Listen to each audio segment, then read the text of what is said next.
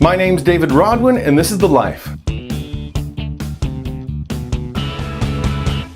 So, true to form, I couldn't think of what to do for a vlog today, so I went for a run, and as soon as I began, the vlog monologue started going.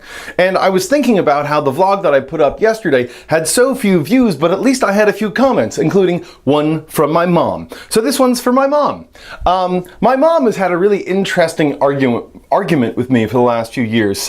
She wants me to move to a small town. Not just a smaller town, but a small town. Now, I think this is partially because she did that a few years ago herself. She met a guy, and he happened to live in the middle of nowhere in Pennsylvania, and she moved there. So she's there in Bath, Pennsylvania, town of like 3,000. She's the only Jew. She has to travel to another town just to go to her temple, which she is the president of. Congratulations, Mom.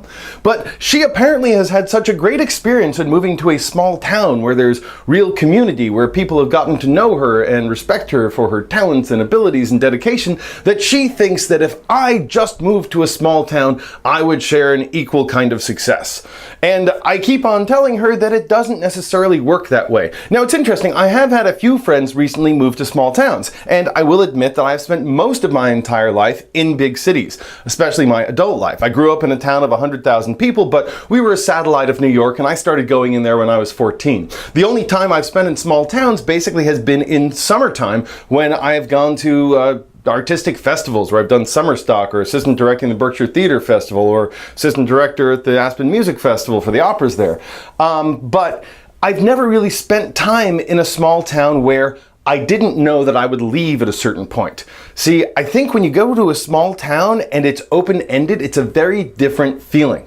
And I know this partially because I just spent the weekend up in Morro Bay, California, and I love it there. I fantasize about moving there. It's the only small town that I've ever fantasized about moving to. And when my mom has told me you should move to a small town, then you'll be successful, I tell her, but I won't know anyone. I won't have any network. I won't have any friends. And also, I would still like to meet someone who could be my wife and mother of my children and all that stuff. And in a smaller town, my options are far more limited, especially if I'm looking for a lovely Jewish lass. So I went up to Morro Bay, and in Morro Bay, I was at a bar, just having a beer at happy hour, and this woman starts talking me up. Now, she's probably late 50s. She's a teacher at an elementary school there, and one of the first things she starts talking about is the gossip in the small town, how it's oppressive, how she can't go anywhere without being seen by either a current student or the parent of a student or a student she had 10 years ago.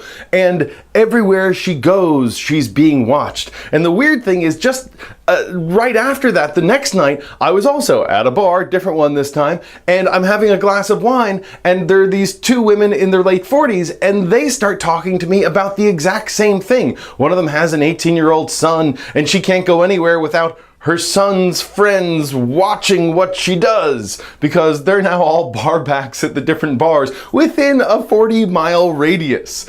And I just began to get an experience of what it's like to live in a small town and to try and have a life under the scrutiny of small town life.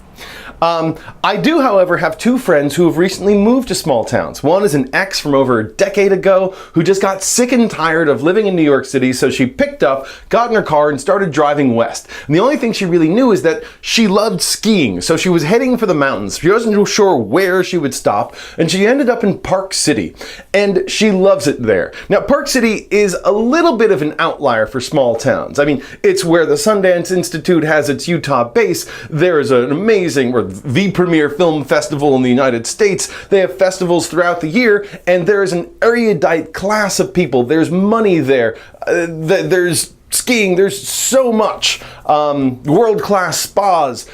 The only thing they don't have, she realized, is a culinary institute. So she has just started the Park City Culinary Institute. And with her, my mom was completely correct. She went and she found a place where she could actually carve out a new niche for herself, which she couldn't do in New York. In New York, there are too many, like, decades-old culinary institutes that she could not compete with. But in Park City, she loves it there physically. She loves the people, and there was a space for her to create this awesome thing that is just starting up now. And in addition, she met a guy. Now she's Jewish. She just met a lovely Mormon guy. So Mom, if you want me to move to a small town, be ready for a Mormon bride. That's all I'm saying. But I have another friend who also moved to a small town.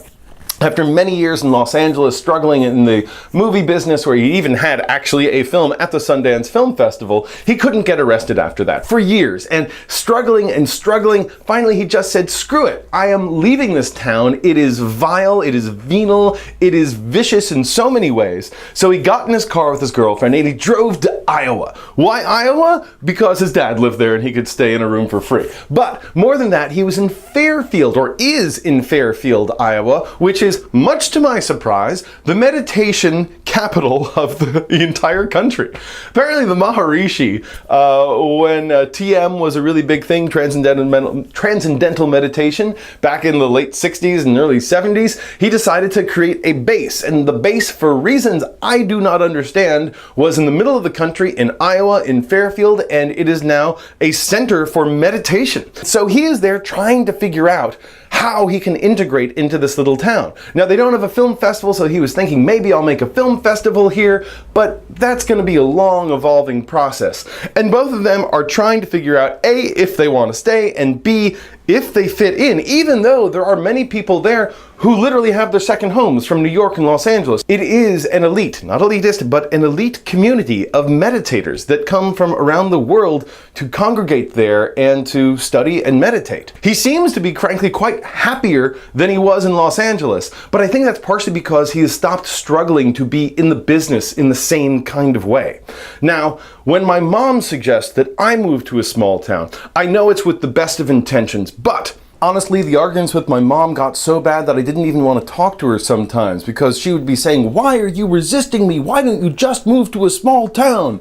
And I would be like, well, actually, because it's a big deal. I wouldn't have any friends and I wouldn't have any connections and they wouldn't be doing any work in the industries I have worked in for the last 20 years. And then she'd say, well, how's that working out for you in Los Angeles?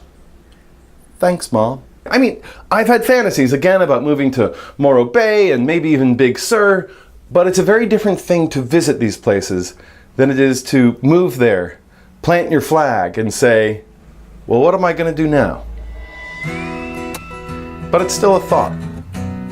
My name's David Rodwin, and this is The Life.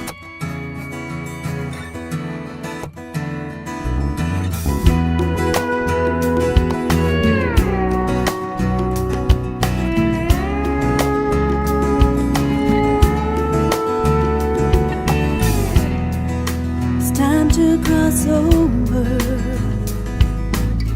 to